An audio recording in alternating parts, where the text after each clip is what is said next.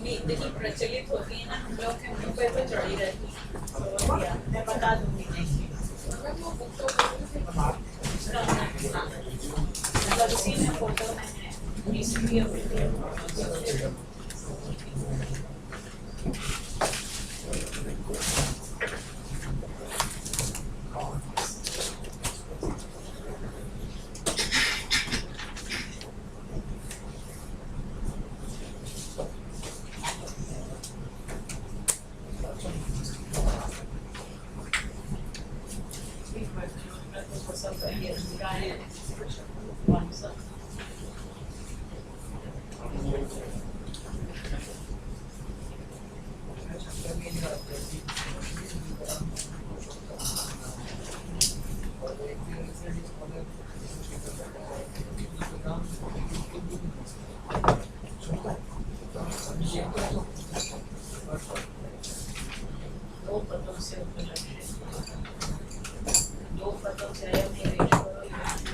जो जिसका आराध्य होता है वो अपना पे रखते हैं। द्विपद देखो, द्विपद तो मनुष्य है, मनुष्यों में जो वरम श्रेष्ठ अग्रगण्य लीडिंग फॉरमोस्ट, तो वो तो जिसका जो अभीष्ट है वो उसको ले ले। वही है द्विपद तो जनरली तो द्विपद मनुष्य है, चतुष्पद जो है पशु, पक्षी भी द्विपद है, मनुष्य भी।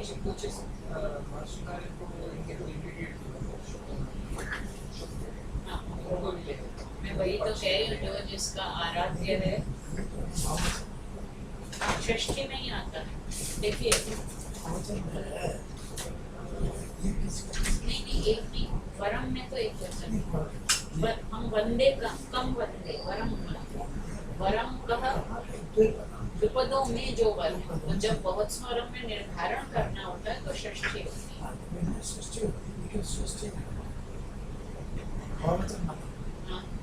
हम वंदना कर रहे हैं वरम की, जो श्रेष्ठ है द्विपदों का, उसमें षष्ठी। सुबह सुनिए, इस कक्षा के छात्रों में सबसे बुद्धिमान ये है।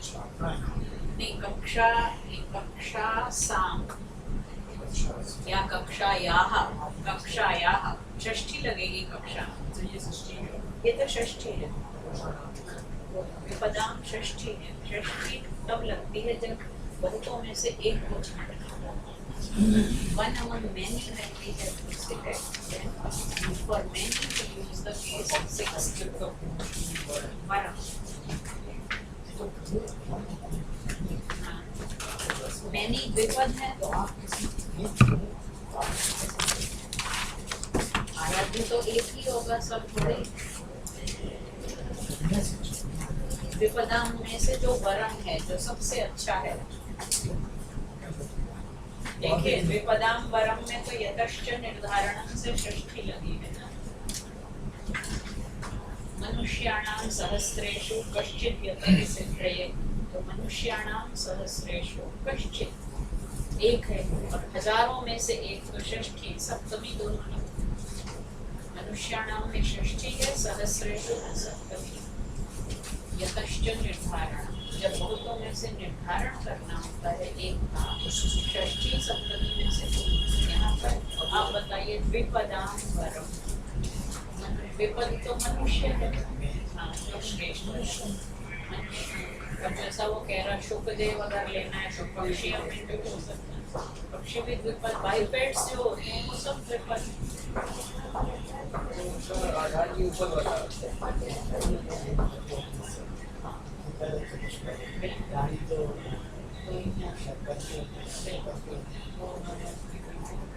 वो फिर अन्यत्र सर्वाण सर्वे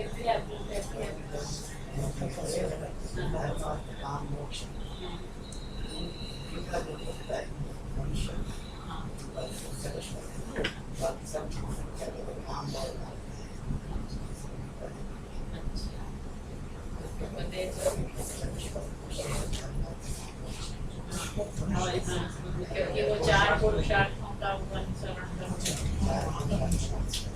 ये किसी ने व्याख्या, वेद में तो वो पुरुषार्थ थे ही नहीं, उस समय तो संकल्पना ही नहीं थी। ये 4 पुरुषार्थ की संकल्पना ये महाभारत से ज्यादा, रामायण और महाभारत। काम से तो वहीं आइए राम।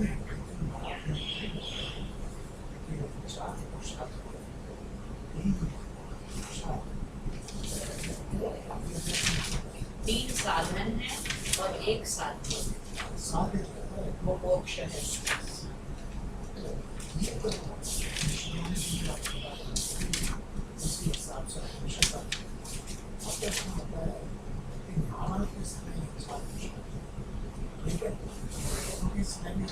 वेदों में सिद्धांत के रूप में स्थिर नहीं है, स्कैटर्ड आइडियाज हैं।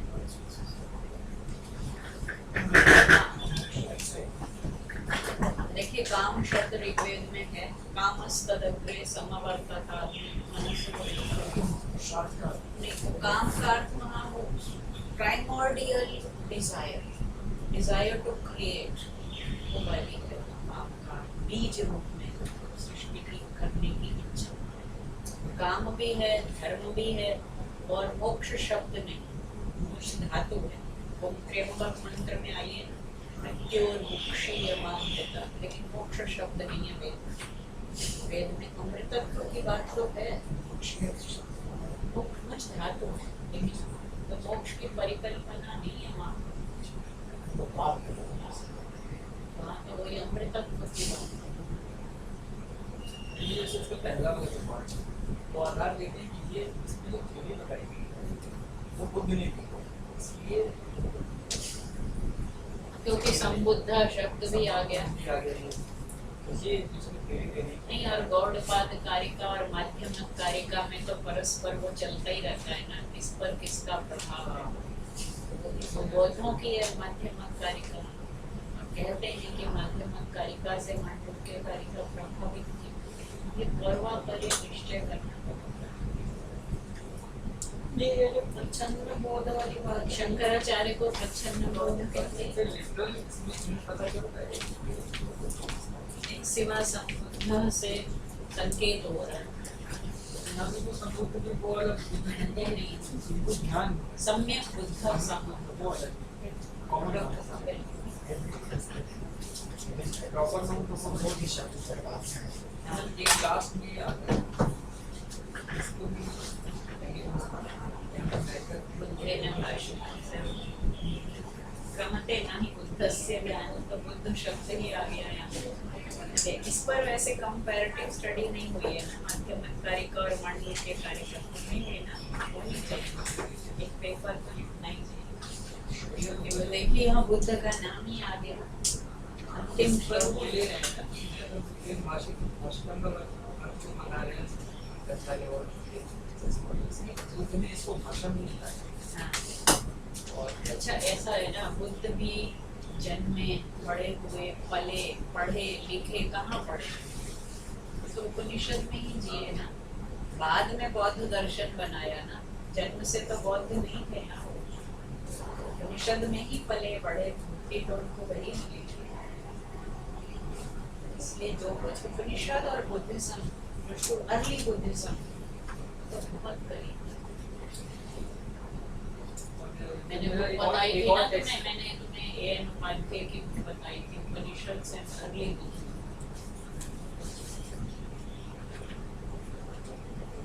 दूसरे टेक्स्ट का दिक्कत की बात है उसमें भी वो उपनिषद से पूरा मैच बहुत ज्यादा परस्पर कैसे हम कर सकते हैं। केवल विभक्ति में तो वो एग्जैक्ट वर्ड यूज करते हैं अद्वैत है वो और नित्य, जहाँ तक दोनों आइडियलिस्ट हैं, दोनों नॉन डुअलिस्ट हैं, और नित्य भी मानते हैं। इस तक बेसिक कंसेप्शन है कि मोमेंटरी मानते हैं और तो कहते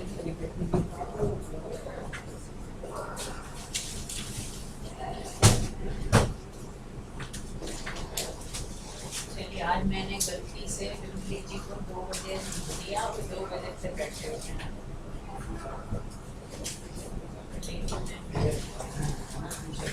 हाँ ये बात, और आजकल आप वेदांती हो ही रहे हैं, है ना? इसके लिए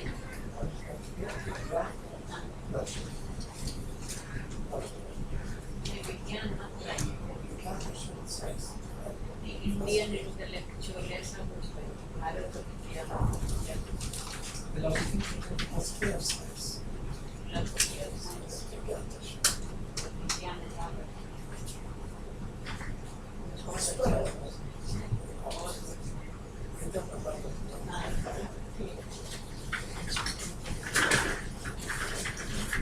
जा रही है वो आशिमा? ये ले लो।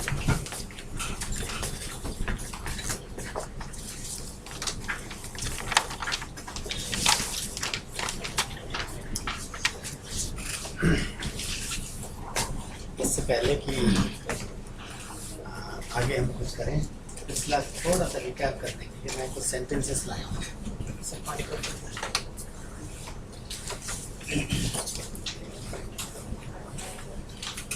वो सेंटेंसेस लिखने में समय लग जाएगा, मैं एक एक से बात करता हूँ। यहाँ पे देख लें, अनुवाद के सेंस में पास्ट टेंस याद है ना? पास्ट टेंस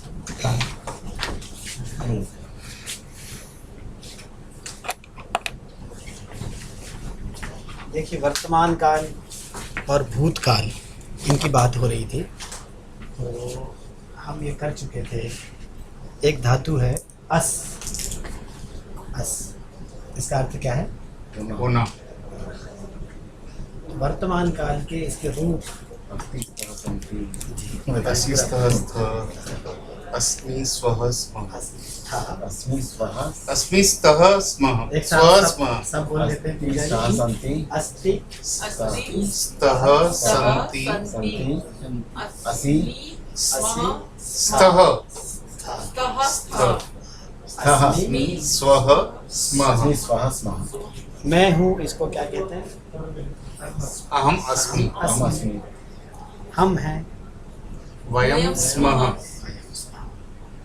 तू है। त्वम् असि। तुम सब हो। यूयं स्थ। वह है।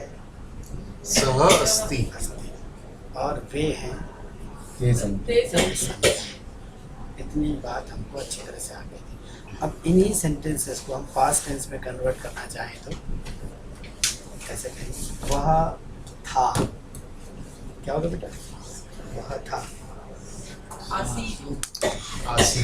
आसीत्। आसी। सः आसि। आसी। देखो, ये इसको जब तक हम नहीं करेंगे ना, आसीत् आस्ताम् आसन। आसीत, इसको प्रैक्टिस करना है।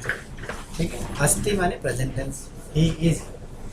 सह अस्ति और वह था। क्या होगा? आसीत। और दो होंगे तो आस्ताम्। आस्ताम। ये बार बार हम कर चुके हैं। और बहुत सारे होंगे तो आसन। आसन। बालकः आसीत्। बोलिए, बालकः आसीत्। अगर मैं कहूँ बालक चतुर था, इसको क्या कहेंगे? बालकः चतुरः आसीत्। बालकः चतुरः आसीत्। आसीत्। ठीक है। दो बालक चतुर थे, इसका क्या होगा? बालकौ चतुरौ आस्ताम्। चतुरौ आस्ताम्। आस्ताम। बालक और बालिका चतुर थे, इसका कहना हो तो बताओ। बालक और बालिका दो एंटिटीज हैं। ऐसा कहना है? बालकः बालिका बालिकाः च अच्छा, चतुरौ चतुरौ आस्ताम्। आस्ताम। बालिका चतुर्थी, इसका क्या होगा सर? बालिका चतुर्थी। विजय जी बताइए। बालिका चतुर्थी। चतुर्थी। अच्छा, बालिका चतुर्थी। बालिकाः चतुरः आसीत्। चतुरः। चतुरा। चतुरः। तो हमारे यहाँ ये कहा जाता है कि जब चतुरः और चतुरः दो हों, चतुरः और चतुरा, है ना, इन दोनों को एक में कहना हो तो क्या होता है? पुल्लिंग होता है लगभग सभी भाषाओं में। बालकौ चतुरौ, बालकः बालिका च चतुरौ आस्ताम, ऐसा होगा। ठीक है। तो देखिए, आसीत, आस्ताम और आसन। आसन। और मध्यम पुरुष में क्या होगा? आसीः। आसीह। देखिए, आसीह। आसीः। आस्तम्। आस्तम और आस्त। आस्त। आस्त। फिर से बताएं। वह चतुर था। आप बताओ। वह चतुर था। वह का होता है सह, सह, सह आसीत्। वे दो चतुर्थे। देखो 3 शब्द है, सह, ते सह, चतुरौ आसन्। सौ और ते ते। और इनको हम किसी से भी रिप्लेस कर सकते हैं, एनी नेम, किसी से भी। बालकः, बालकौ, बालकाः। बालकः चतुरः आसीत्। बालकौ चतुरौ आस्ताम। आस्ताम्। बालकः, बालकाः चतुराः आसन्। ठीक है। अच्छा, त्वं चतुरः आसी। आसी। और इसका बताइए, युवाम, युवाम चतुरौ चतुरौ आस्तम। आस्तम। यूयम, नहीं, यूयम के साथ बहुत सारे हैं ना, चतुराः ना? चतुराः यूयम चतुराः आस्त। आस्त। अहम चतुरः आस्मि आसम। आसम् अहम आसम, अहम आसम। इसको बार बार प्रैक्टिस करने से बैठ जाता है। और आवाम, आस्वः आस्व विदाउट विसर्ग है अजीत, अच्छा विदाउट विदाउट विसर्ग। आस्व। आस्व आस्म और वयम आस्मा। मैं छात्र था। अहम छात्रः आसम। आसम। और मैं छात्र हूँ। अहम छात्रः अस्मि अस्मि। ठीक है। अस्मि प्रेजेंट टेंस में है और आसम पास्ट टेंस में है। तो इसको याद कर, बोलो मेरे साथ, आसी, आस्ताम, आसन, आसी, आस्तम, आस्त, आसम, आस्व आस्म आस्व विदाउट विसर्ग है सर ये। आस्व हम थे। आवाम आस्व। वयम आस्म। ठीक है। सर वो कहते हैं अस्ति स्तः सन्ति, असि स्थः। असि स्थः, स्थः। अस्मि स्वः स्म अस्मि स्वः स्मः। स्थः स्थ स्थः। अस्ति है ना, आइए। अस्ति ये है। और स्तः इसका स्थः उच्चारण। सन्ति अस्ति स्तः सन्ति सन्ति। बालकः चतुरः अस्ति। अस्ति। बालकौ चतुरौ स्तः। चतुरौ स्तः स्तः। ठीक है ना। बालकाः बालकाः चतुराः सन्ति। चतुराः सन्ति सन्ति। त्वं चतुरः असि असि। ऐसे बस इसी इतने में ही संस्कृत में प्रवेश हो जाता है। अस्ति स्तः सन्ति में ही बहुत समय लगा लेते हैं लोग उसको प्रैक्टिस करने के लिए।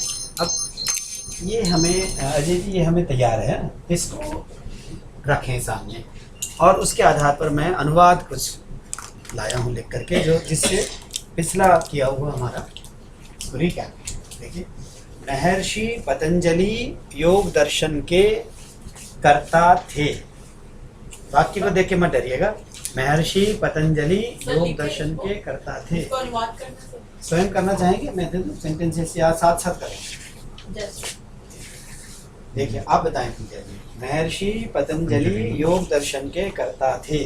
महर्षि पतंजलि योग महर्षि में विसर्ग होगा ना। महर्षि महर्षि पतंजलि पतंजलि ही योग दर्शन के कर्ता ने कर्म को योग दर्शनम हाँ, योग दर्शन के बालक, हाँ, संबंध आएगा योग दर्शन से बालक का, हाँ, योग दर्शन से हाँ, प्रणेता आसी आसी, आसी कर्ता, रचयिता, प्रणेता, सब के सब। ठीक है ना। अच्छा, दूसरा, मैं दिल्ली विश्वविद्यालय में छात्र था। सर आप बताएं। मैं दिल्ली विश्वविद्यालय लय छात्रा छात्र आसम। आसम। ठीक है ऐसे। अच्छा, तू मेरे अग्रज का बेटा था। बताओ प्रीति। तू त्वं मम मम अग्रजस्य पुत्रः आसीत्। आसी। ठीक है अजय जी, आप बताएं। वे दो तेरे दोस्त थे। तौ ताऊ भवतः मित्रौ नहीं, मेरे वाक्य पर विचार कीजिए। वेदो वे दो तेरे दोस्त थे। अच्छा, तेरे तौ तौ ताऊ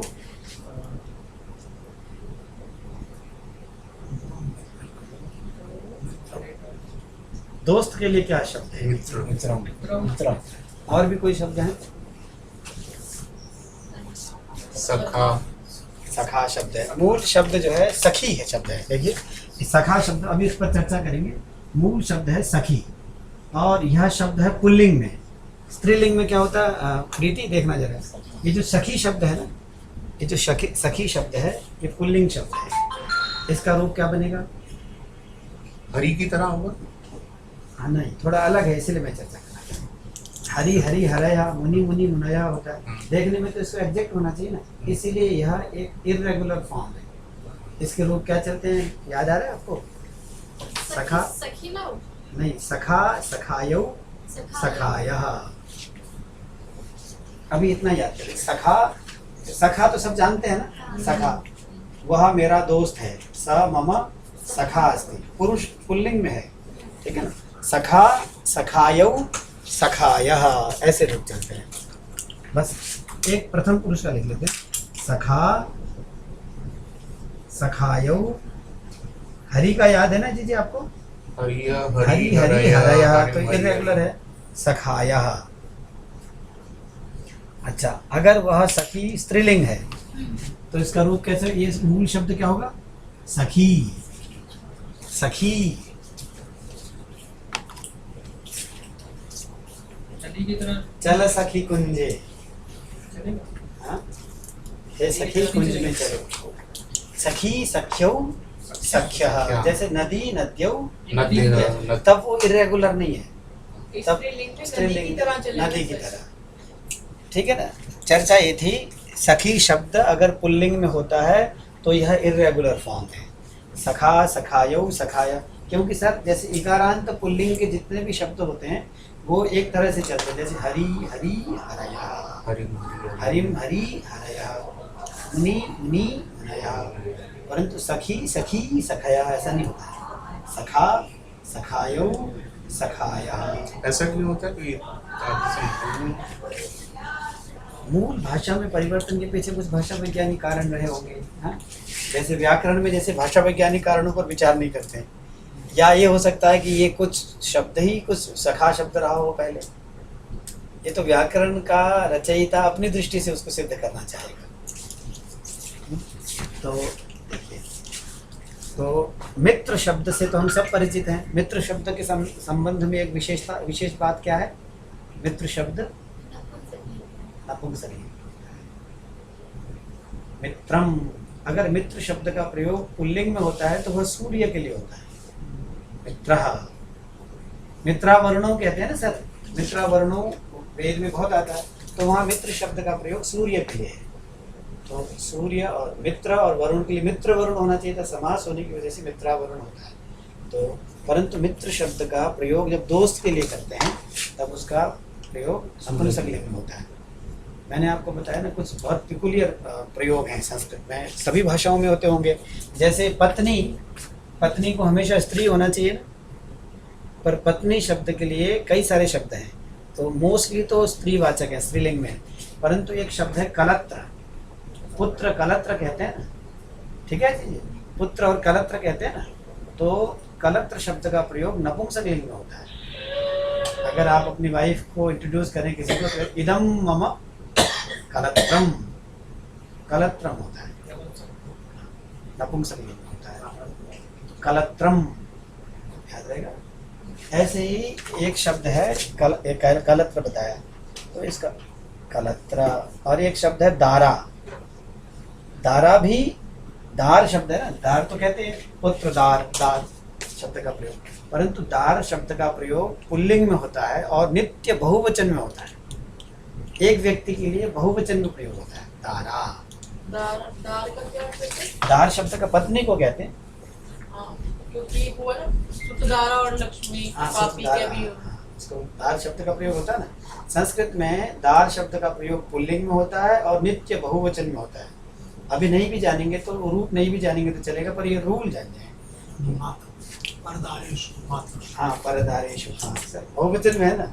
वहाँ तो खैर धाराएं भी बहुत सारी हो सकती हैं, परंतु एक को भी कहो मातृवत परदारेषु। देखिए परदा, इदं पत्यमपि अतीव महत्वपूर्णं वर्तते। मातृवत, अब ये जो शब्द है मातृवत, ये वत का अर्थ क्या है? माता के जैसा। मातृवत। अब इसके रूप नहीं चलते हैं, जैसे ही मातृवत लगा दिया ना ये अव्यय हो जाता है। मातृवत, पुत्रवत, अर्थवत, ऐसा। मातृवत, मातृवत परदारेषु। परदार माने दूसरे की जो स्त्रियां हैं उनके प्रति मातृवत धारणा रखना। और परद्रव्येषु लोष्ठवत। परद्रव्येषु कहाँ का प्रयोग है? सप्तमी का है। दूसरे के द्रव्यों में, द्रव्यों पर। लोष्ठवत, एक लोष्ठ कहते हैं मिट्टी के गोले को कहते हैं, उसके समान दृष्टि रखना। ये तो लोष्ठ है। लोष्ठ के प्रति हम कोई लिप्सा दृष्टि नहीं रखते हैं, लोभ दृष्टि नहीं रखते हैं। तो आसीत, आस्ताम, आसन, आसी, आस्तम, आस्ता, आसम, आस्व, आस्व। अरे बढ़िया, अव्यय का मतलब बताना। अव्यय क्या होता है? अव्यय का क्या मतलब है? सर इसकी संस्कृत की होती वे दो तेरे दोस्त थे। हाँ, तो अभी बताता हूँ सर। तऊ, आपने वेदों का कर दिया। तेरे कौन? नहीं, कौन कैसे? तब तव, जैसे बार बार आता है तव नाम मम भवतः, याद रखिए। तव मम भवतः भवत्याः, ये आपने तो किया भी है अभी, है ना। तो ऐसा है। तो वे दोनों तव मम और तव, दोनों लिंग में एक ही होगा। हाँ नेचुरली ये सर्वलिंगी शब्द है ना, जो त्वम युष्मत शब्द है। हाँ, अंग्रेजी में भी तो वही होता है ना, यू। मैं इनको बुलाऊंगा तब यू कहूँगा, सर को भी यू कहूँगा। नहीं, जैसे भवता और हाँ ऐसा है। तो उसमें वो अलग रूप है, ये अलग। ये वाला नहीं। वह पुल्लिंग में अलग है, नपुंसकलिंग में उसका स्ट्रक्चर भी अलग है, बात करेंगे। तो वे दो तेरे दोस्त थे, इसको पूरा कंप्लीट कीजिए मुझे। तव तव दोस्त के। हाँ, दोस्त कितने दोस्त होंगे जब? सखायो, सखायो, सखायो, ठीक है। सखायो। सखायो, आस्ताम, आस्तम। आस्ताम। अजय जी आप बताइए, मित्र शब्द का प्रयोग करिए। तव तव, तव तव मित्रौ। नहीं, मैंने बताया ना मित्र शब्द का प्रयोग जब पुल्लिंग में होता है तब सूर्य के लिए होता है। मित्रम मित्रे। हाँ, मित्रे मित्रे आस्ताम। आस्ताम, ठीक है ना सर। तव तव मित्रे आस्ताम, ऐसा प्रयोग, ठीक है। तव तव मित्रे आस्ताम, ऐसा प्रयोग। देखिए आप पूछ रहे थे अव्यय ना सर, अव्यय मैं पहले एक बार चर्चा कर रहा था। देखिए व्यय किसे कहते हैं, याद होगा ना आपको। जो स्पेंड हो सकता है। आया का मतलब क्या होता है? आया एक धातु है। आय का मतलब होता है चलना। जैसे अहम अयामी, अयमी, अयति माने ज्यादा, आया। इसीलिए जो आए जाए बहुत ज्यादा उसको व्यय कहते हैं। विशेष रूप से चला जाता है ना, जेब से पैसा हाँ जी, विशेष रूप से चला जाता है महंगाई के दिनों में, या शॉपिंग सेंटर में जाएं तो विशेष रूप से चला जाता है ना पैसा, तो व्यय हो जाता है। व्यय माने विशेष रूप से चला गया। तो अव्यय का अर्थ क्या है? जो बिल्कुल भी नहीं चले।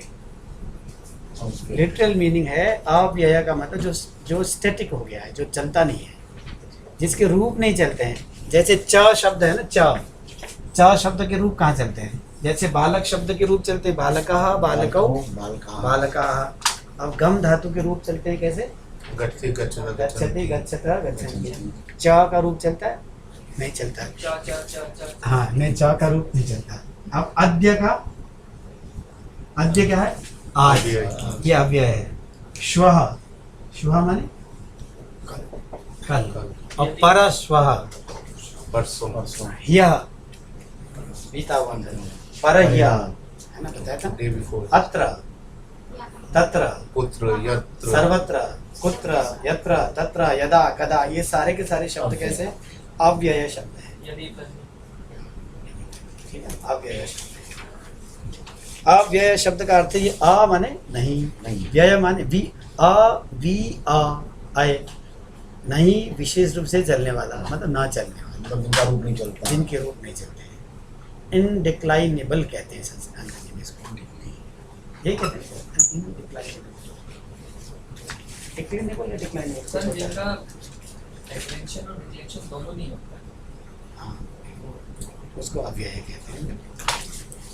सदृशं त्रिषु लिंगेषु, अत्र संस्कृतेन प्रयासं कुर्मः। सदृशं त्रिषु लिंगेषु इत्येतत् यत् वाक्यखण्डं वर्तते, वर्तते का क्या अर्थ है?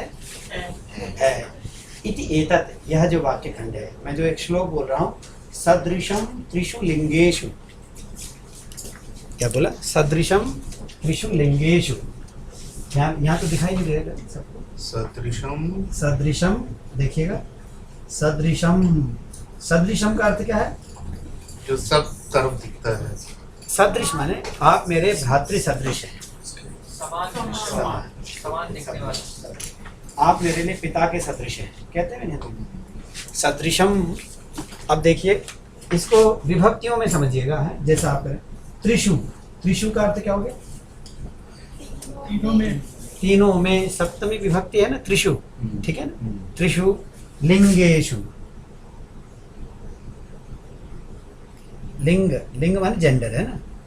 सदृशम त्रिषु लिंगेषु। अब देखिए संस्कृत देखिए, सदृशम त्रिषु लिंगेषु, इतने का अर्थ क्या हो गया? तीनों लिंगों में जो सदृश है, सदृशम त्रिषु लिंगेषु। अच्छा, अब सर्वासु, सर्वासु, सर्वा शब्द के प्रयोग से आप क्या समझिए आगे क्या आने वाला है? स्त्रीलिंग का शब्द है। अगर पुल्लिंग का होता तो सर्वेषु, सर्वेषु। सर्वासु च विभक्तिषु, विभक्ति, इसका अर्थ क्या हो गया?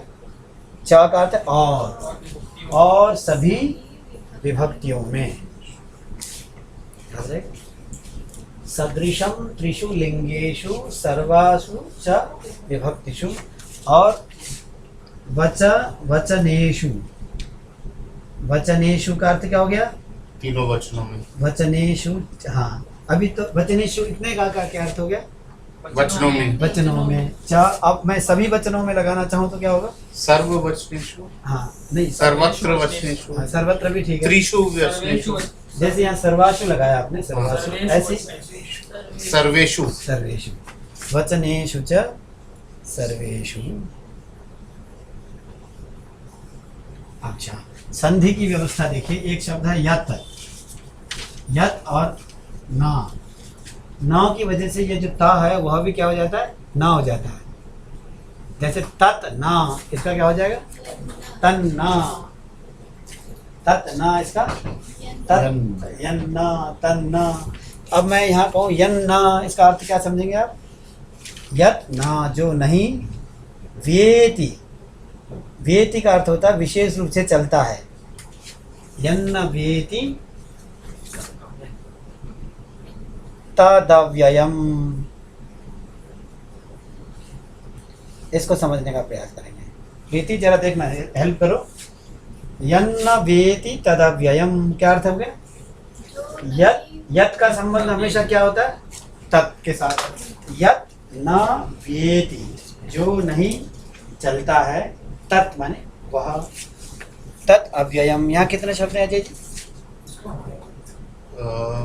तत् और अव्ययम, फिर जोड़ दिया तो क्या बन गया? तद। तदव्ययम। तत् अव्ययम यत न वेति, वह अव्यय होता जो नहीं चलता है। फिर से मेरे साथ देखें। सदृशम त्रिषु लिंगेषु, तीनों लिंगों में, सर्वासु च विभक्तिषु, वचनेषु च सर्वेषु यन्न व्येति तदव्ययम, उसको अव्यय कहते हैं। याद रहेगा, एक तो अव्यय, उसी से समझ जाए। हाँ? और ये परिभाषा।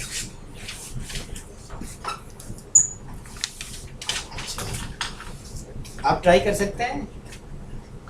तुम दो इतने का बता दीजिए पहले। पूरा वाक्य इसलिए नहीं बता रहा हूँ कि आपका कॉन्फिडेंस न लूज हो जाए। तुम दो इतना बताइए अभी तो। हाँ, त्वम नहीं, त्वम अकेले के लिए त्वम, दो अगर हो तो युवाम, त्वम युवाम और इसको याद रखिए। देखिए ऐसे लिखते हैं, देखिए ऐसे लिखते हैं। देखिए यू और वाम, याद रहेगा, युवाम। अच्छा, बहुवचन में यूयम यूयम वयम। तुम हो, हम हैं। अंग्रेजी में भी तो यू होता है ना, अंग्रेजी में भी यू होता है। देखिए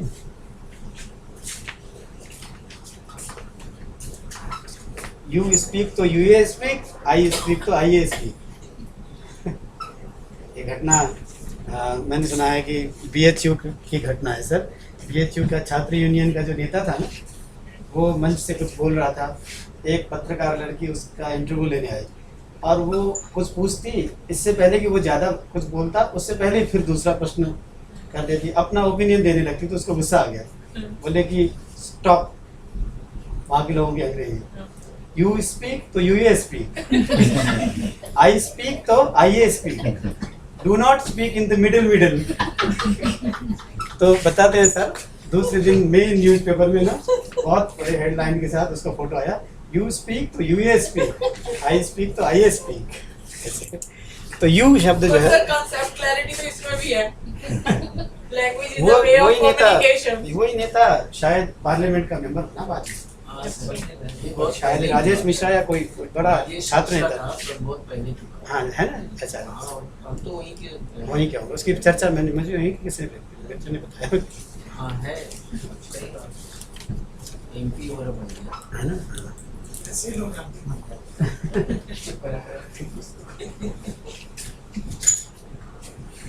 तो हाँ, तुम दो जो कहा मैंने, क्या कहा आप ट्राई करिएगा। हाँ? नहीं, युवाम नायक थे। नायक शब्द का तुम दोनों होगे तो दो होगा, युवाम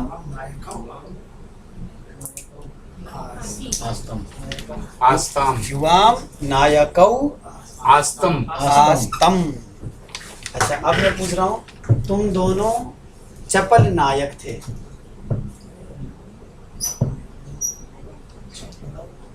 चपल नायका वास्तव। नहीं, हाँ, चपल शब्द का भी द्विवचन है। चपलौ चपलो नायको चपलौ नायकौ आस्तम आस्तम। नेचुरली देखिए, चपल नायक हमेशा त्वम आसीहि, युवाम आस्तम, यूयम आस्त, यही जानना होता है। अब उसके बाद बीच में जो कुछ भी है उसको तो आप उस तरह से लगा सकते हैं। चपलः बालकः, चपलौ बालकौ, चपलाः बालिका बालकाः। अच्छा, अगर मैं कहूँ कि स्थिरः मुनि, मुनि शब्द का अर्थ क्या होता है? सामान्य रूप से हम क्या समझते हैं?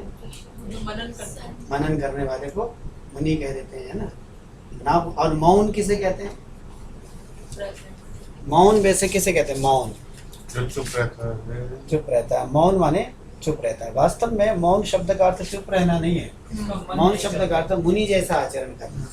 ये जरूर है कि मुनि के अनेक आचरणों में से एक आचरण कम बोलना है, तो मौन अर्थ बाद में इसका अर्थ संकोच हो गया। इससे भी ज्यादा गंभीर नहीं है। मौन का अर्थ है कि बाहर भीतर कहीं से नहीं बोलना, कुछ सोचना ही नहीं। इसलिए कई बार कहा जाता है, बड़ी बात कह रही है, कई बार जो मौन हो जाते हैं ना, वो लोग किताब पढ़ते हैं, किताबें पढ़ते हैं, तो वो एक तरह का बोलना ही है। इसलिए विपश्चना में जब जाते हैं तो किताब सबसे पहले न्यूज़पेपर बंद कर देते हैं, बुक्स बंद कर देते हैं, आत्मालोचन करते रहते हैं। तो मौन तो बहुत गहन अवस्था में मौन तो यह है कि भाषा के साथ किसी भी प्रकार का संपर्क न रहना, उसको मौन कहते हैं। वैसे मौन शब्द का अर्थ होता है मुने इदम इति मौनम, मुनि का जो आचरण है उसको मौन कहते हैं। तो अब मैं बता रहा था वेदों की संस्कृत बताइए पूजा जी। वे दो अहम अवा ना तौ वेदो ते नहीं वेदो सा तौ तौ तौ वेदो स्थिर मुनि थे ना, मुनि शब्द का मुनि द्विवचन, मुनि शब्द का द्विवचन, मुनि मुनि ही मुनिया मुनि मुनयः मुझे याद नहीं है शब्द रूप। हाँ शब्द रूप ना यही याद कराना पड़ेगा, कोई अलग से करता सर नहीं। वेदो तो तव हो गया, तुम दोनों युवाम, हाँ युवाम और सब, तुम दोनों। जैसे अभी बताऊं मैं इसको तो थोड़ा लिख लिया होगा ना आपने। सिंपल देखिए बार बार सहा, अच्छा बताइए सा का अर्थ क्या है? वह वह। इसका स्त्रीलिंग क्या होगा? सा सा। अच्छा और तऊ माने वेदो, इसका स्त्रीलिंग क्या होगा? ते। अच्छा और यहाँ देखिए अंतर ते और यहाँ क्या हो जाएगा? ता ता। याद रखना है ये जो ते है ना, ये ते का अर्थ स्त्रीलिंग दो है। तो फिर से ट्राई करो, वह है, वह लड़का है, सब मैं एंश्योर होना चाहता हूँ। सः बालकः अस्ति सर प्लीज सॉरी तौ का स्त्रीलिंग ते ठीक है। है। हाँ ये हाँ, अभी प्रैक्टिस करवाता हूँ नहीं मैं। सर एक चीज और पूछ लेंगे, फिर इसमें और इसमें अंतर कैसे पता चलेगा? पता लग जाएगा अभी, आप खुद ही ट्राई करिए, पता लग जाएगा। देखिए वह बालक है, इसका बताइए। सहा बालिका अस्ति। अच्छा वह बालिका है, सा बालिका अस्ति। अस्ति, ठीक है। अच्छा अब इसका बताइए, वे दो बालक हैं, सब लोग ट्राई करें। तौ बालकौ स्तः स्तः, स्तः वे दो बालिकाएं हैं, ते बालिके ते बालिके ये बालिके स्तः। पता लग गया ना आपको? अगर ते बालिके के शब्द आ जाए ते, या दो लड़कियां खड़ी हैं आपको ते स्तः, तो आपको ते स्तः। कॉन्टेक्ट से पता चलेगा, प्रसंग से। अच्छा अब देखिए वे बालक हैं, ते बालकाः सन्ति संति, वे बालिकाएं हैं, संति। सिंपल याद रहेगा। देखिए सा और सा। अब यहाँ कोई लिंग का भेद नहीं होगा, यहाँ हमेशा क्या होगा? त्वम, ऐसे त्वम, ठीक है सर। देखिए त्वम। अच्छा द्विवचन में क्या कहा? युवाम युवाम।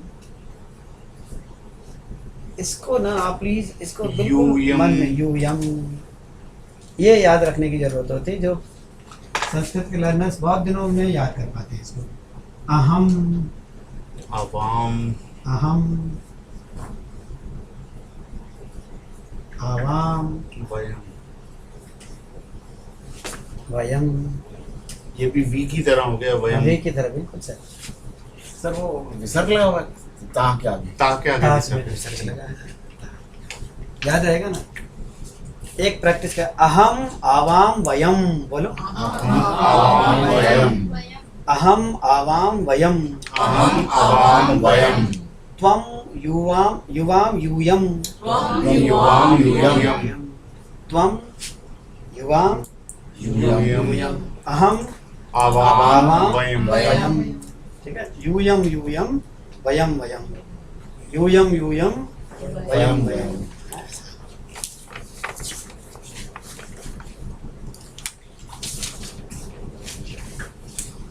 वाक्य था, तुम दो चपल नायक थे, युवाम चपलौ नायकौ आस्तम। याद है? आस्तम। हम सब भारत के नागरिक थे। वयम वयम भारतस्य भारत के, इसका क्या होगा? भारतस्य भारतस्य नागरिक नागरिक शब्द के लिए बहुवचन बनाइए। नागरिकाः नागरिकाः आसम् आस्म आस्म आस्म आस्म। याद रहेगा? अच्छा, अब एक वाक्य देखो प्रीति, बताओ। पाकिस्तान और बांग्लादेश भारत के हिस्सा थे। पाकिस्तानम बांग्लादेशः च भारतस्य अंशौ आस्ताम्। आस्ताम, सब सही हो गया। तो ये पास्ट टेंस का अभ्यास था। बोलिए मेरे साथ। आसीत आस्ताम आसन। आसीत् आस्ताम् आसन्। आसीहि आस्तम आस्त। आसीत् आस्तम् आस्त। आसम आस्व आस्म। आसम् आस्व आस्म। अच्छा, एक चीज हमने और करी थी, याद होगा। कर, जाकर, खाकर। गत्वा कृत्वा। अब मैं देखिए अनुवाद करता हूँ। तुम पढ़कर घर जाओगे, आप बताएं। तुम का तो पता है। तो हम पठित्वा गृहं गच्छसि। गच्छसि, बिल्कुल। त्वं पठित्वा गृहं गच्छसि, ये वाक्य। अच्छा, आप बताओ। मैं कहता ना, हम लिखकर, लिखित्वा भोजन करता हूँ। भोजनम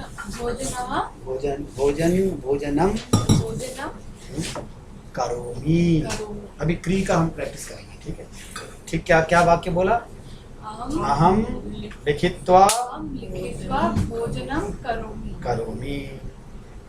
वह लड़की खुश होकर नृत्य करती है। वह लड़की खुश होकर। सा लड़की बालिका बालिका बालिकाः बालिका बालिका बालिका सा बालिका खुश होकर के। अब होकर, हाँ हाँ, होका का क्या बताया सर? नहीं, प्रसन्न तो शब्द है ना, धातु नहीं ना। होकर, होना का क्या है धातु? पता है सबको? भूत्वा। हाँ, भूत्वा भूत्वा। भूत्वा। हाँ हाँ। अब सर आपने कहा ना, जैसे भूत्वा इतना निश्चित कर लिया ना। अब चाहे लड़की है, अगर लड़का है तो प्रसन्नः भूत्वा, लड़की है तो प्रसन्ना भूत्वा। देखिए, प्रसन्ना भूत्वा।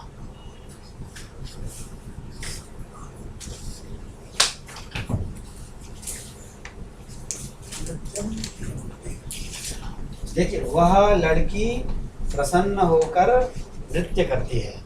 तो वह लड़की के लिए क्या कहा? सा बालिका सा बालिका प्रसन्ना भूत्वा नृत्यति। नृत्यं करिष्यसि। नृत्यति, नृत्यति शब्द का प्रयोग है।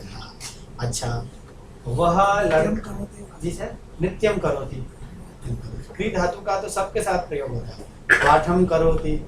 और व्याकरण दर्शन में तो सर ये कहते हैं कि प्रत्येक धातु में क्री छिपा हुआ है, उसको व्यापार कहते हैं। धातु का अर्थ होता है फल और व्यापार।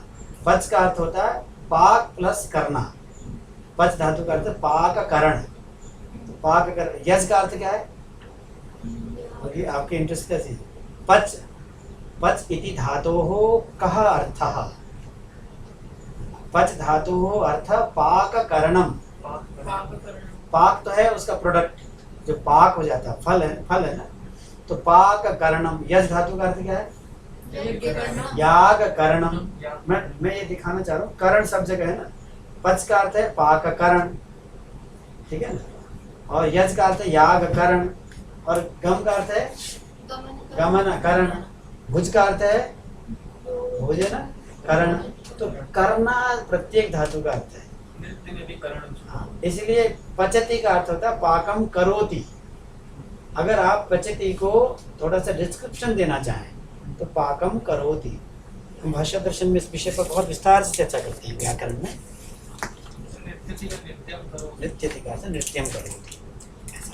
तो करोति का सेंस तो प्रत्येक धातु से डिराइव किया जा सकता है। अच्छा, वह लड़की खुश होकर के नृत्य करती है। वह लड़का खुश होकर के नृत्य करता है, तुम बताओ। सह बालकाः बालकः बालकः सह बालकाः प्रसन्नत्व भूत्वा प्रसन्नः भूत्वा प्रसन्नः भूत्वा निद्रति। नृत्यति। सर आप ट्राई करें।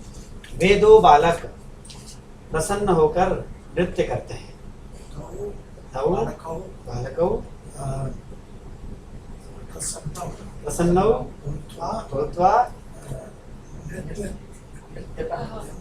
नित्यतः। अजय जी बताइए। वे मित्र प्रसन्न होकर, थोड़ा कठिन है इसलिए, वे मित्र प्रसन्न होकर नृत्य करते हैं। तानि मित्राणि तानि मित्राणि प्रसन्नानि भूत्वा नृत्यन्ति। ठीक है। तानि मित्राणि, उसको जिस तरह का शब्द होता है उसी तरह का प्रयोग होता है सर्वनाम का भी। अब धीरे धीरे हम लोग काफ़ी सीखते जा रहे हैं। आप देखिए, हम दो हंसकर दौड़ते हैं। आप ट्राई करें। हम दो आवाम, ये बिल्कुल उसमें रहना चाहिए। आवाम हंसकर, सिंपल सी बात है। हंसित्वा, ठीक है। हम दो हंसकर दौड़ते हैं। धावती, धावामी, धावावह, धावावह, हम दोनों धावावह। लेकिन उसमें सत्ता इसका मतलब पहले हंसे उसके बाद हाँ जी सर। लेकिन हंसते हुए हाँ वो उसका प्रयोग हमने किया नहीं अभी तक। यहाँ आइडिया ये है, पहले हंसा उसके बाद दौड़ा। सर वो दूसरा दूसरा वाला क्षत्रिय शानच है ना। हाँ वो मैं कराऊंगा। हालांकि सर ये मिक्स हो जाता है, वैसे जनरल स्पीच में मिक्स हो जाता है। हंस करके जियो, इसका मतलब थोड़ी कि पहले हंस लो उसके बाद जी लो।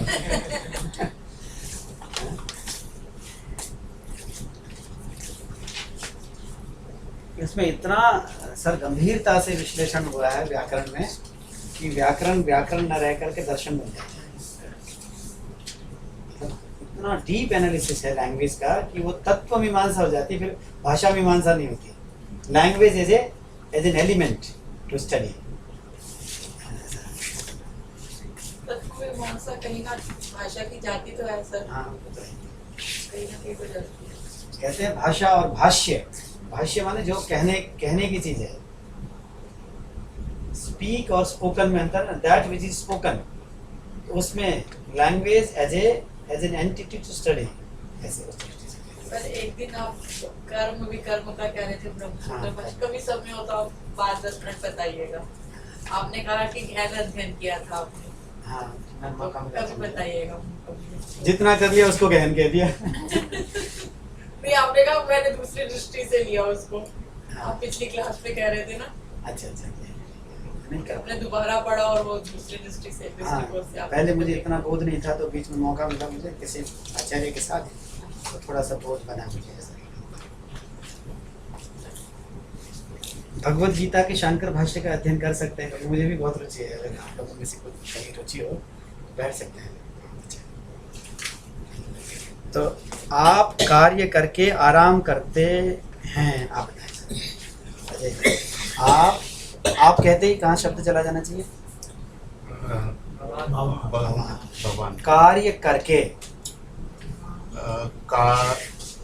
कार्यम कृत्वा आराम करते हैं। विश्राम करोति। हाँ, विश्राम कहा ना आपने। करोति का ये ऑब्जेक्ट है, तो क्या होना चाहिए ऑब्जेक्ट में हमेशा?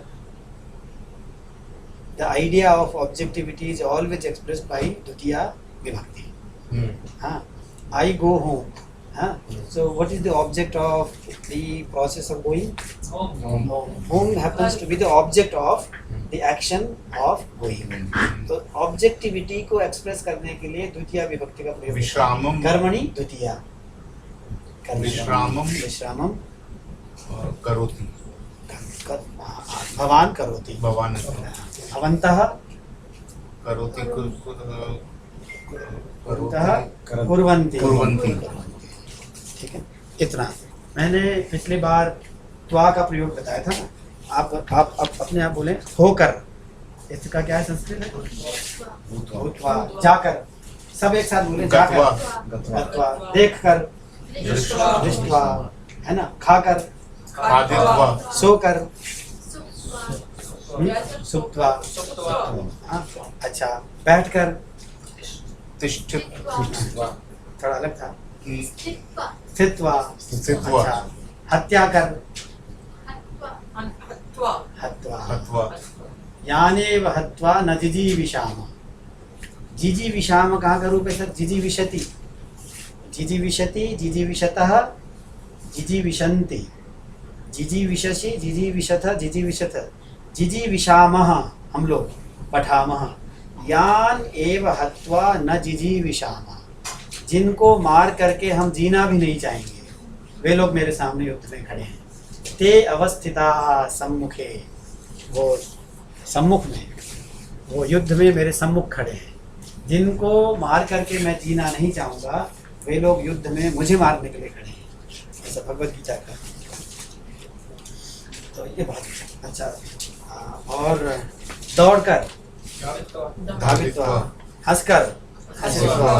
है ना। तो इस तरह से त्वा के रूप 20-25 याद कर लें आप। सर वो आपको दिखाइएगा, थोड़ा सा मोटिवेटिंग फैक्टर हो जाएगा जो आपको नहीं पता।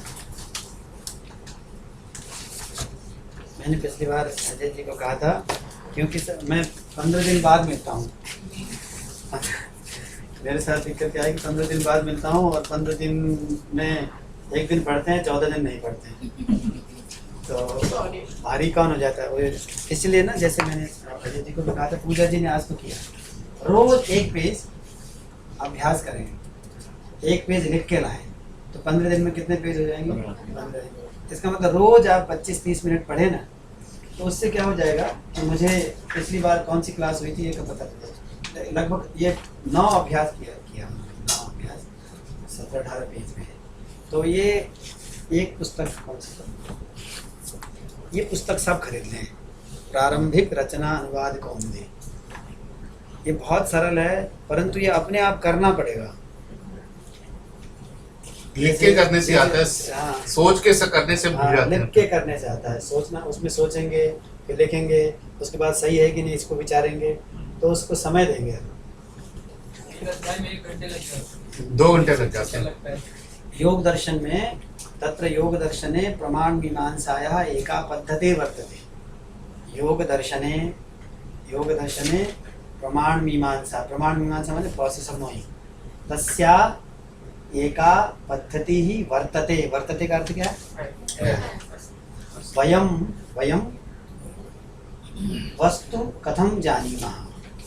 अत्र घट वस्तु वर्तते, अत्र एकः घटः अस्ति, जानासि? मम वचनं जानासि? अत्र एकः घटः वर्तते, तं घटम् अहं कथं जानामि? बताया था ना, प्रोसेस है उसमें। दृष्टम। हाँ, तं घटं प्रति मम मनः गच्छति, मम मनः तं घटं गच्छति, घट तक मेरा मन जाता है। तदा किं भवति? अहं कथं घटं जानामि? How do I know the pot? Pot is existing there, externally existing. How, वो जो है वो एंटिटी मुझ तक कैसे पहुंचती है? There must be some process of knowing. What happens? My mind goes to the pot. उसके बाद क्या करता है? मेरा चित्त का अपना कोई आकार नहीं है, उस चित्त को उस पॉट के आकार से आकारित हो जाता है। ये आइडिया है सर। तो my mind gets shape by the shape of the pot. इसको एक तस्य कृते एकः शब्दः वर्तते, पटाकाराकारिता चित्तवृत्तिर्भवति। चित्तस्य स्वयं काचन वृत्तिः नास्ति, चित्तस्य वृत्तिः नास्ति। चित्तः वस्तु प्रति गच्छति, घटं प्रति गच्छति।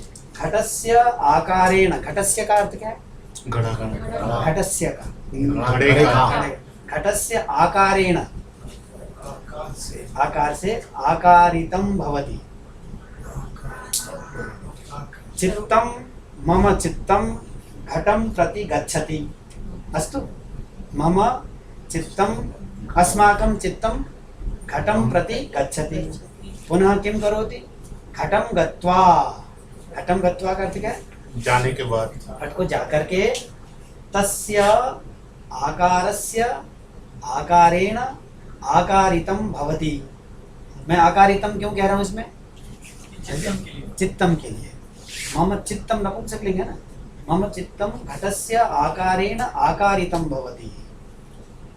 ठीक, इसी को कहते हैं चित्तवृत्ति। तो आप कह रहे थे सर अभी, चित्तवृत्ति का मतलब होता है कि कहते हैं आकार लाभ प्राप्त करना। चित्त जिस जिस विषय तक पहुंचता है उस विषय के आकार से आकारित हो जाता है। और मन चित्त मन का मतलब वही है। अभी वहां जो चर्चा चल रही थी ना, तत्र मनः इति एकं पदं वर्तते। मनस् मनः इति एकं पदं वर्तते। अयं योगदर्शनस्य विषयः। अस्तु, यदि वयं संस्कृतेन पठामः तर्हि संस्कृतं पठामः। यदि वयं संस्कृतेन संस्कृत माध्यम से पढ़ेंगे तो संस्कृत पढ़ते हैं। अस्तु, मनः इति एकः शब्दः वर्तते। अस्तु अस्तु मने है। तत्र एकं शब्दं वर्तते चित्तम्। चित्तम्, चित्त शब्दस्य अनेके अर्थाः सन्ति योगदर्शने। योगसूत्रेषु, योगसूत्रेषु का अर्थ क्या बेटा? योग सूत्रों में चित्त शब्दस्य अनेक रूपेण प्रयोगः वर्तते। कदाचित्, कदाचित् का अर्थ क्या है? कभी कभी। कदाचित् चित्त शब्दस्य प्रयोगः मनसः अर्थे भवति। माइंड, माइंड माने an instrument of knowing, an instrument of knowing. जैसे कह रहे थे ना इंद्रिय, रामनाथ जी कह रहे थे ना, इंद्रिय को प्रकाश मिला किससे? इंद्रिय को प्रकाश मिला किससे? मन से। अच्छा, मन को प्रकाश मिला किससे? आत्मा से, आत्मा से। आत्मा को प्रकाश मिला किससे? परमात्मा से। नहीं, किसी से नहीं, क्योंकि परमात्मा आत्मा तो एक ही है। जिसको कहीं से प्रकाश नहीं मिलता है, जिसको कहीं से प्रकाश नहीं मिलता है। आप कल्पना कर लीजिए कि इंद्रियों को प्रकाश मिला है तभी इंद्रियों ने विषय का प्रकाश किया। मन को प्रकाश मिला है। अब आप कहोगे कि आत्मा को प्रकाश नहीं मिला, ये कैसे तय कर सकते हो आप? आत्मा को नहीं मिला, यहाँ तक तो आप कह रहे हो कि प्रकाश मिलता चला गया। तो मैं आपसे कहूँगा, आप चलते चले जाइए, चलते चले जाइए। अंत में किसी स्थान पर तो रुकेंगे ना आप। उसको आप आत्मा कह लीजिए। जो कहीं से प्रकाश ग्रहण नहीं करता है, जो प्रकाश पुंज है, स्वयं जो प्रकाश है, स्वयं ज्योति। वो एग्जिस्टेंस है, वो एग्जिस्टेंस है। तो वो बाकी चीजों को एग्जिस्टेंस मिला उधार में, बाकी वस्तुओं को एग्जिस्टेंस मिला उधार में। जो स्वयं एग्जिस्टेंट है, एग्जिस्टेंस पर्सोनिफाइड, अगर आप ऐसा करें, यूनिवर्सल जो एग्जिस्टेंस है सर, उसकी चर्चा चल रही थी। अत्र अस्माभिः संस्कृतं पठनीयं। मनस् इति शब्दस्य प्रयोगः तस्य यंत्रस्य कृते भवति। मनः, कभी कभी क्या होता है सर कि सांख्य दर्शन में जो सृष्टि प्रक्रिया है ना, सृष्टि प्रक्रिया में सत्व रजस तमस है। उसका जो पहला प्रोडक्ट है, सत्व रजस तमस की साम्य अवस्था को प्रकृति कहते हैं। सत्व रजस तमसाम साम्यावस्था प्रकृति। प्रकृति पदेन किम वयम अवगच्छामः? वयम है हम, अवगच्छामः माने ना, जानते हैं। प्रकृति पदेन, प्रकृति पद से, प्रकृति शब्द से, what do we know by the term प्रकृति? हाँ, प्रकृति पदेन वयम किम अवगच्छामः? जो सत्व रजस तमस है उसकी समता, वो उसका एकीभूत अवस्था, उसको प्रकृति कहते हैं। और उसको तो मूल प्रकृति है, और ये सारी की सारी सृष्टि विकृति है। अस्तु, समग्रा अपि सृष्टि ही विकृति ही वर्तते। कस्य विकृति? प्रकृति है। प्रकृति माने प्रकृति की विकृति है। जो पहली विकृति क्या है? ये जो सत्व रजस और तमस है ना, सत्व रजस और तमस, इसका जो पहला प्रोडक्ट है sir, the first product, evolute या कुछ कहते हैं अंग्रेजी में, इवोल्यूट कहते हैं। हाँ, तो पहला क्या है? महत है। इसको सर जानने की बात है, ये जो महत शब्द है ना, इसको हम लोग बुद्धि शब्द से भी कह देते हैं। बुद्धि। तो सत्व रजस तमस की पहली जो सृष्टि है वो क्या है? महत है। और महत के बाद क्या क्या उत्पन्न होता है? अहंकार। अस्तु, प्रकृति का वर्तते? सत्व रजस तमसाम साम्यावस्था, इक्विलिब्रियम कहते हैं इसको, हाँ जी। साम्यावस्था प्रकृति ही अस्ति। तस्याः प्रकृतेः प्रथमा सृष्टिः, प्रथमा सृष्टिः कस्य वर्तते? महत्। महत् का भी विकार क्या है? अहंकार। अब इस अहंकार से सर, इस अहंकार से 11 इंद्रियां होती हैं, 5 ज्ञानेंद्रियां और 5 कर्मेंद्रियां और 1 मनस। देखिए, और आगे यहाँ मूल ये जो तन मात्राएं पैदा होती हैं, आपने देखा हो। एनीवे, मैं कहना ये चाह रहा हूँ, यहाँ मनस शब्द है सर, ये इंपॉर्टेंट बात है। ये जो मनस है, मनस इज द इवोल्यूट ऑफ अहंकार। अहंकार इज ईगो प्रिंसिपल। अस्तु, अहंकार, उससे मनस की उत्पत्ति हुई है। अब यहाँ देखना सर, ऊपर तो किसकी उत्पत्ति हुई है? बुद्धि की। इसको चित्त कहते, कई बार चित्त इसको कहते हैं। मैं उस समय भी कहना चाह रहा था, महत, महत माने बुद्धि, जो मूल बुद्धि है सर, ये जो एक्सपेरिमेंटल इवेंट नहीं, जो मेटाफिजिकल जो बुद्धि है, जिसकी वजह से हम चीज़ों को जानते हैं, तो वो महत है। महत से किसकी उत्पत्ति होती है? अहंकार की। अहंकार से इनकी उत्पत्ति होती है, उनमें से एक क्या है? मनस है। कई बार शब्द का, महत शब्द का, चित्त शब्द का प्रयोग इसके लिए होता है विद इन द योग सिस्टम। 4-5 बार इसके लिए आया है, महत शब्द के लिए। उसके प्रसंग से हमें पूरी तरह से ज्ञात होता है कि यहाँ महत शब्द का प्रयोग इस बुद्धि के लिए है, इन्हें चित्त शब्द का प्रयोग इस मूल बुद्धि के लिए है। अच्छा, कई बार चित्त शब्द का प्रयोग, कई बार नहीं, अक्सर। याद रहेगा प्रीति, तुम्हारा दर्शन विषय है ना, 99% केसेस में जब हम चित्त शब्द का प्रयोग करते हैं तो उसका मतलब होता है माइंड, मनस। और कुछ 4-5 प्रसंगों में ऐसा आया है जब चित्त शब्द का प्रयोग किसके लिए किया गया है? महत के लिए। और अनेक बार चित्त का प्रयोग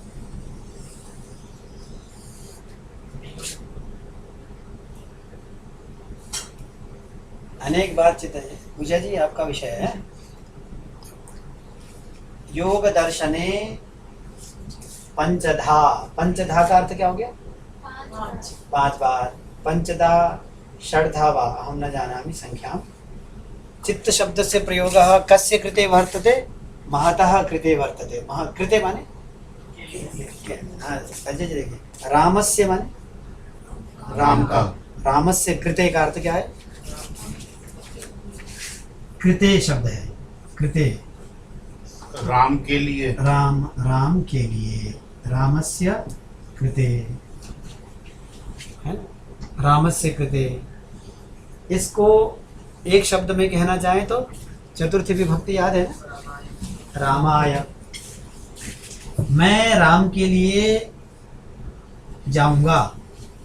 मैं जाऊंगा, इसकी संस्कृत क्या? अहम गमिष्यामि। राम के लिए, रामाय या रामस्य कृते। संस्कृत भारती में लोग कह देते हैं कृते का प्रयोग कर लो, छुटकारा मिल जाएगा।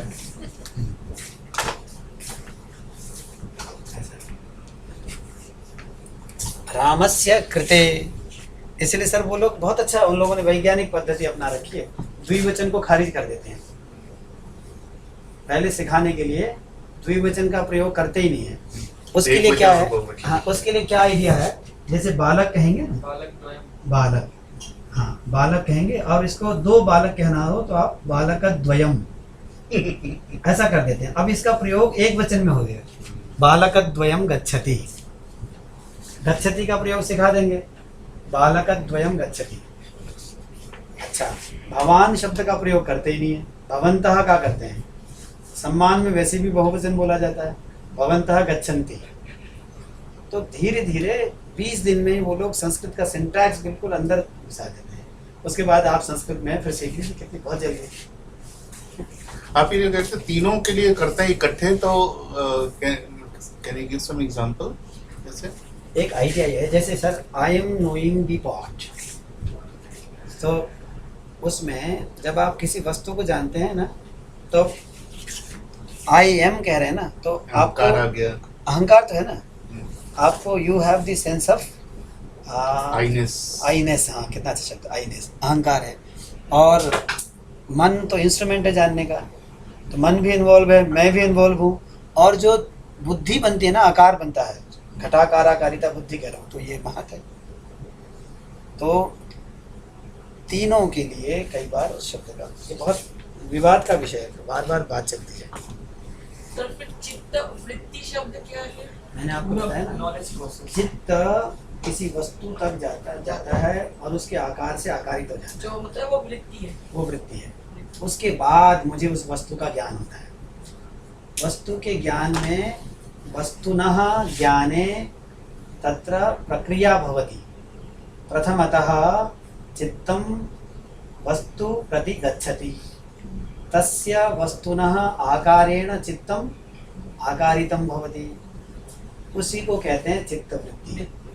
चित्तवृत्ति जब भी होती है ना सर, खास बात है, चित्तवृत्ति जब भी होती है उसमें कोई ना कोई ऑब्जेक्ट रहता है। चित्तवृत्ति का शब्द होता है ऑब्जेक्ट, किसी कोई ना कोई आइडिया होता है, कोई ना कोई विषय। घटाकाराकारिता वृत्ति, शब्द कठिन लग रहा होगा, घट आकार आकारित बुद्धि।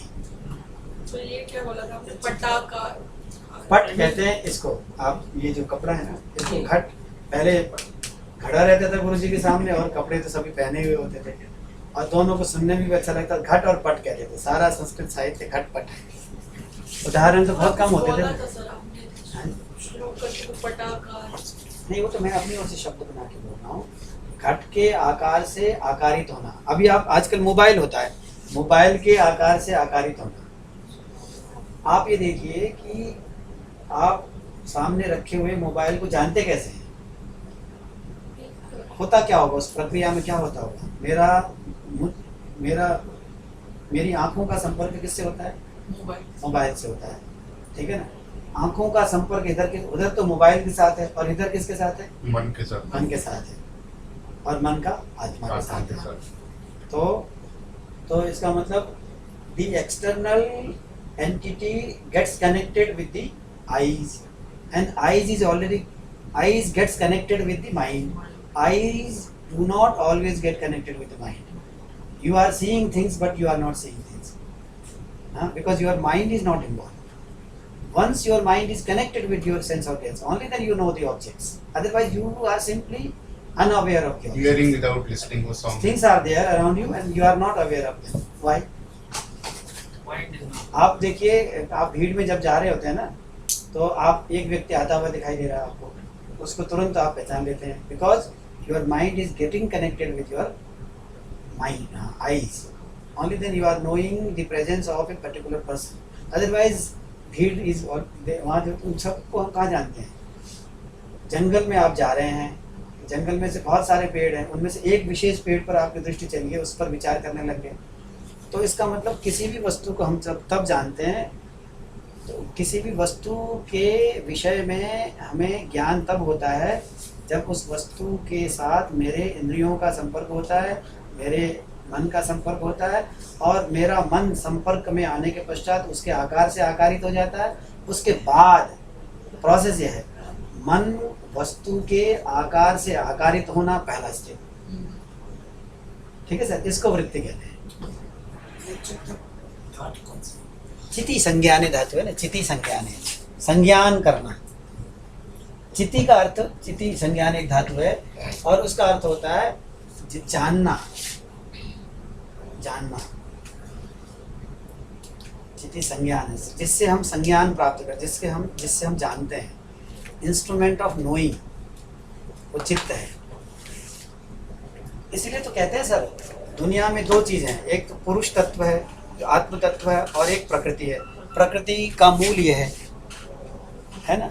अब आइडिया क्या है कि जो चित्त है वो यहाँ से आया है, देखिए बुद्धि, अहंकार भी यहाँ से आया है, और मनस भी यहाँ से आया है। तो ये सब के सब प्रकृति तत्व का संसार है। मैं अलग हूँ, पुरुष तत्व अलग है, इसीलिए चित्त मैं नहीं हूँ, क्योंकि चित्त तो उस कैटेगरी को बिलोंग करता है। इसीलिए हम लोग चित्त के साथ अपने आप को आइडेंटिफाई कर लेते हैं। चित्त मैं नहीं हूँ, चित्त मेरा है, चित्त मैं नहीं हूँ। पर महत भी फिर आत्मा नहीं हुआ ना। हाँ ना सर, आत्मा, क्योंकि देखिए जो इससे निर्मित है ना वो प्रकृति का है। उसको प्रोडक्ट कहेंगे। अब ये सब के सब सावयव वस्तुएं हैं और जो आत्मा है निरवयव है। तो जब बार बार कहते हैं ना कि मैं मन नहीं हूँ, मैं अहंकार नहीं हूँ, मैं चित्त नहीं हूँ, भगवत पाद का श्लोक है ना, मैं ये नहीं हूँ, मैं वो नहीं हूँ, तो ये सब के सब इस पूरे को आप शरीर कह सकते हैं। मैंने 2 धातुएं बताई थी एक बार। एक धातु है अत। अत का मतलब होता है निरंतर बने रहना।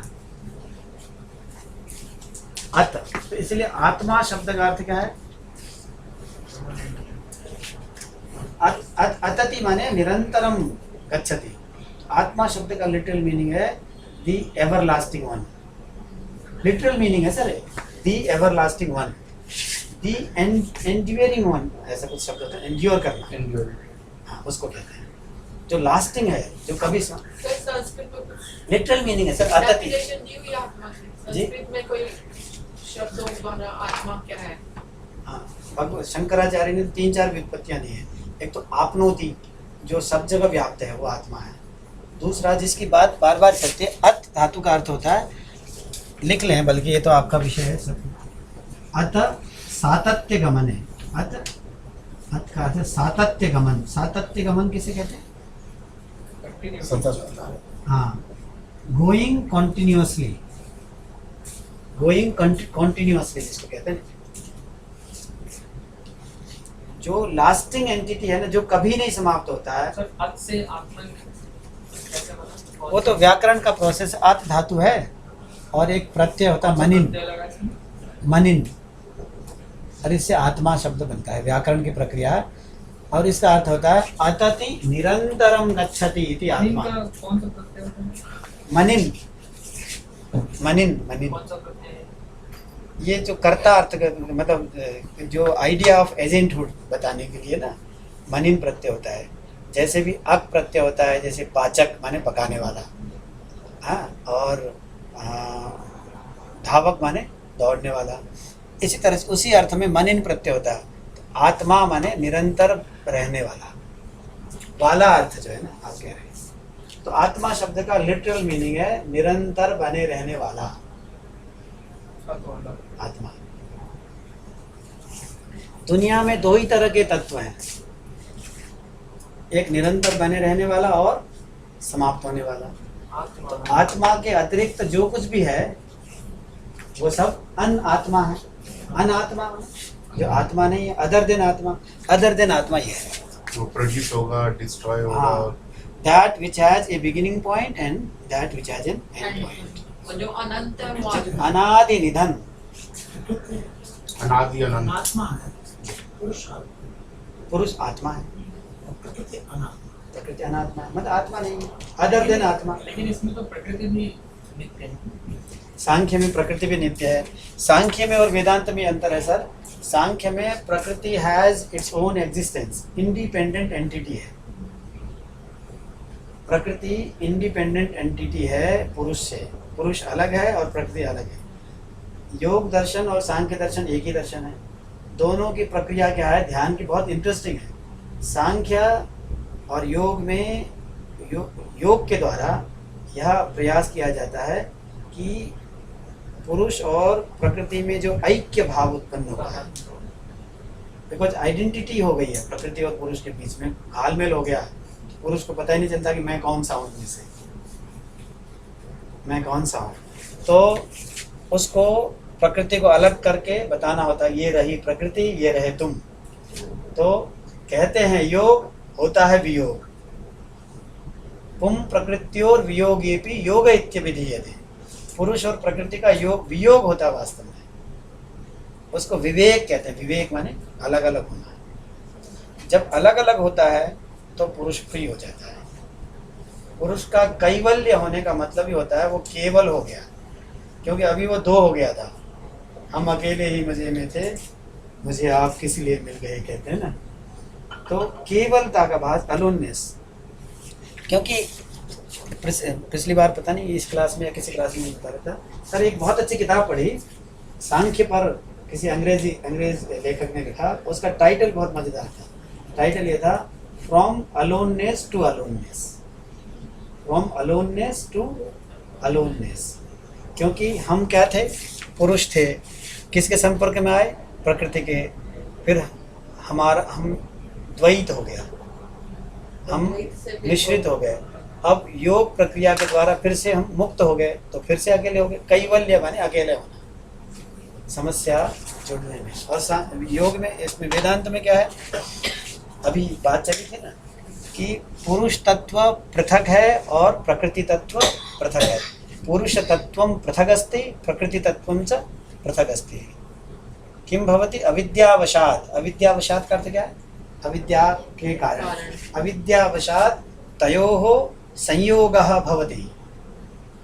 प्रकृति पुरुषयोः, प्रकृति और पुरुष का क्या हो जाता है, संयोग हो जाता है, और वह ही सारे संसार के दुखों का मूल कारण है। अविद्या के कारण प्रकृति और पुरुष में जो संयोग होता है वह ही सारे दुखों का कारण है। इसीलिए योग पद्धति के माध्यम से प्रकृति और पुरुष के बीच में जो फॉल्स संयोग हुआ था उसको मिटा दिया जाता है, उसको संयोग हान कहते हैं उसको। तो प्रसंग क्या था, ये तो काफी कंट्रडिक्शन है। संयोग ही दुखों का कारण है। इसी तरह आप कह रहे हैं कि योग से प्रकृति और पुरुष दोनों का जब योग होता है तो कैवल्य, वही तो कहना सर, आज समाधान के बाद अविद्या के कारण, सर अविद्या के कारण प्रकृति और पुरुष में संयोग हुआ, ठीक है।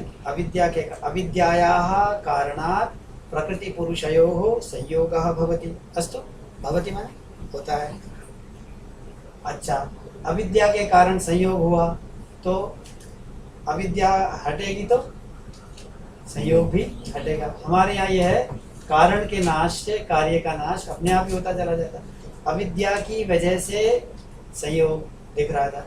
मेरे सामने यहाँ एक दर्पण रखा हुआ, मेरे सामने यहाँ एक दर्पण रखा हुआ है सर। संयोग का मतलब आवाज सुनाता है। दर्पण रखा हुआ, मैं अंदर एक को और देख लेता हूँ, दर्पण को हटा देता हूँ तो कोई दिखना बंद हो जाता है। तो प्रकृति और पुरुष के संयोग को हटा, अविद्या के कारण संयोग हुआ। अविद्या को हटाने का क्या उपाय है, योग। अत्र अंधकारः अस्ति। अस्तु, अंधकारस्य कारणात् अत्र किमपि दृष्टिपथं नागच्छति। अंधकारस्य निवृत्तिः कथं संभवति, प्रकाशेन संभवति। अविद्यायाः कारणेन संसारस्य सर्वाणि दुःखानि सन्ति। कस्य कारणेन संसारस्य दुःखानि सन्ति, अविद्यायाः कारणेन संसारस्य सर्वाणि दुःखानि सन्ति।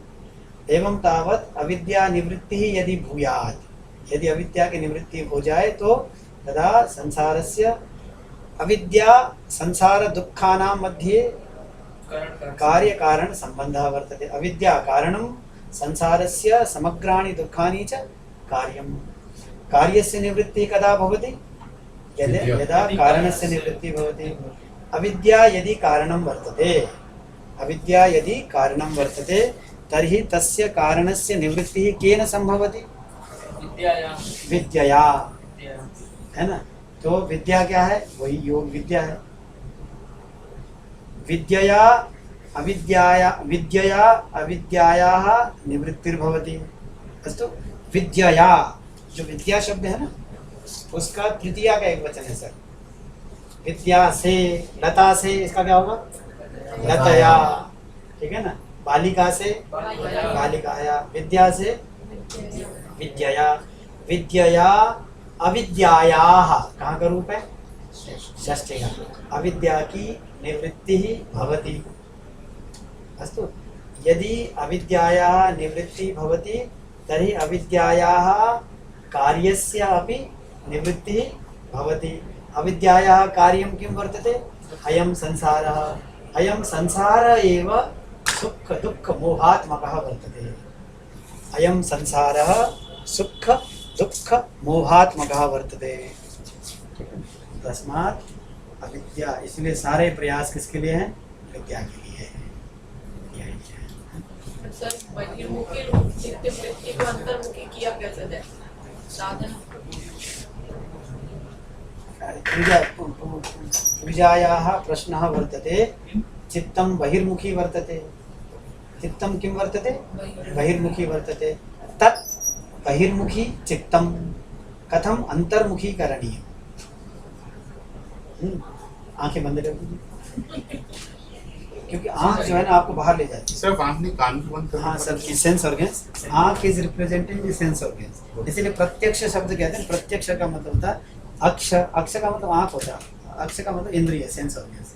तो पहले सेंस ऑर्गन्स को बंद कर दें, पांचों इंद्रियां अगर बंद हो जाएं तो कुछ देर तक तो हलचल मचेगी, मैंने सुना है मतलब उसके बाद तो फिर धीरे धीरे वो संपश्यना और विपश्यना का प्रश्न है ना, क्योंकि हम संसार की ओर भाग रहे होते हैं, अंदर की ओर भागने की बात करें तो वो प्रोसेस है हम लोगों का। तो विपश्यना का मतलब ये होता है looking inward, not allowing the sense organs to go outward. प्रत्याहार शब्द है ना, प्रत्याहार का शब्द का ही तो वह है। तो ये जो चित्त शब्द की बात चली थी ना सर, इसका मतलब ये हो गया कि ये जो महत है, अहंकार है और मनस है, सब के सब मैं नहीं हूँ। इसीलिए ये सब के सब आने और जाने वाले तत्व हैं। प्रकृति का बात चली थी वेदांत में, सांख्य और वेदांत में अंतर। सांख्ये वेदांते च कः भेदः वर्तते। सांख्ये का क्या अर्थ है? सांख्य में, वेदांते माने वेदांत में, कः भेदः वर्तते। हाँ, सांख्य सिद्धांते, Sankhya is a philosophical system, okay. Sankhya सिद्धांते प्रकृति स्वतंत्रं तत्वं वर्तते, पुरुषः अपि स्वतंत्रं तत्वं वर्तते। अस्तु, सांख्य सिद्धांते प्रकृतिः स्वतंत्रं तत्वं वर्तते और वेदांत सिद्धांते, सांख्य सिद्धांते प्रकृतेः अपि स्वतंत्रा सत्ता वर्तते। सत्ता माने existence. Prakriti enjoys the independent existence in the system of Sankhya philosophy. Okay, and Purusha also enjoys the independent existence. Okay, both of the entities are enjoying the independent entities existences. वेदांत में, सांख्य में एक बात और है, जो पुरुष है ना, जो आत्मा है, अनेक है। पुरुष बहुत्व सांख्यस्य सिद्धान्तः वर्तते, पुरुष बहुत्वस्य सिद्धान्तः। कति आत्मानः सन्ति, कति पुरुषाः सन्ति? अनेके पुरुषाः सन्ति, बहवो पुरुषाः सन्ति। पुरुष इति पदेन, पुरुष शब्द का क्या अर्थ है बेटा, तुम जान रहे हो? पुरुष का अर्थ होता है कॉन्शियसनेस, आत्मा। आत्मा उसको कहते हैं पुरुष। तो पुरुष ये क्या है? प्रकृति है या पुरुष है? प्रकृति है। मैं कौन हूँ? पुरुष हूँ। मेरा हाथ पुरुष है क्या? प्रकृति। ये तो प्रकृति का बना हुआ है। मेरा माइंड भी प्रकृति का बना हुआ है। तो इसका मतलब मेरे में दो चीजें हैं, एक तो मैं हूँ और मेरी चीजें हैं। मेरी जो चीजें हैं जिसको मैं मेरा कह रहा हूँ, वो सब के सब कहाँ से आए हुए हैं? प्रकृति से। प्रकृति से आए, सब के सब प्राकृत है। तो सांख्य में क्या कहा जाता है कि पुरुष की भी स्वतंत्र सत्ता है और प्रकृति की भी स्वतंत्र सत्ता है। पुरुष बहुत हैं। वेदांत में क्या कहा जाता है सर? वेदांत में कहा जाता है पुरुष एक ही है और प्रकृति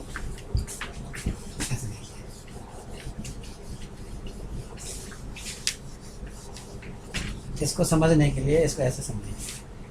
देखिए, ये है पुरुष, किसके अंदर? ये पुरुष है और ये है प्रकृति। अब पुरुष बहुत सारे हैं, पुरुष एक कैटेगरी है ना, सबके सब, ये सब बहुत सारे पुरुष हैं। तो ये पुरुष बहुत्व हो गया।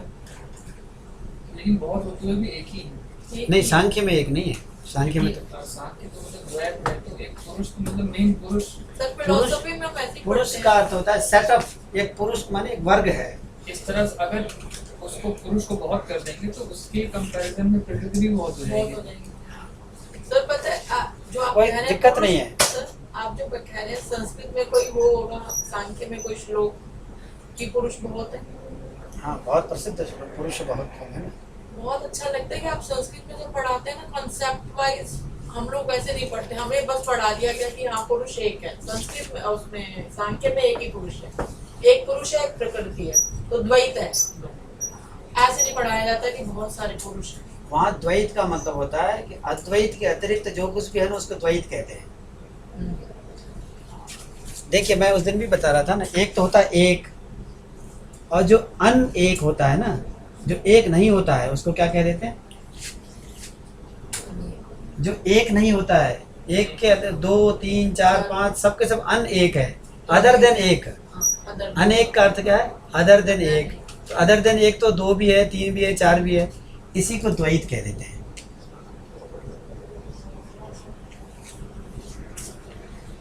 वेदांत में बहुत बहुत उपहास के साथ इस शब्द का प्रयोग किया जाता है। तो द्वैती लोग हैं, अभी तक जैसे ज्ञान न हुआ, द्वैती लोग आ गए, ऐसे द्वैत शब्द का प्रयोग है, अनेक। मैं ये कहना चाह रहा था कि अत्र किंचित विशिष्टं वर्तते। अयं सांख्यमतमिदं, सांख्यमते अस्तु, सांख्यमते पुरुषस्य एकः वर्गः वर्तते। तस्मिन् पुरुषवर्गे अनेके पुरुषाः सन्ति। Consciousness, one consciousness, second consciousness, third consciousness, there are many consciousness entities.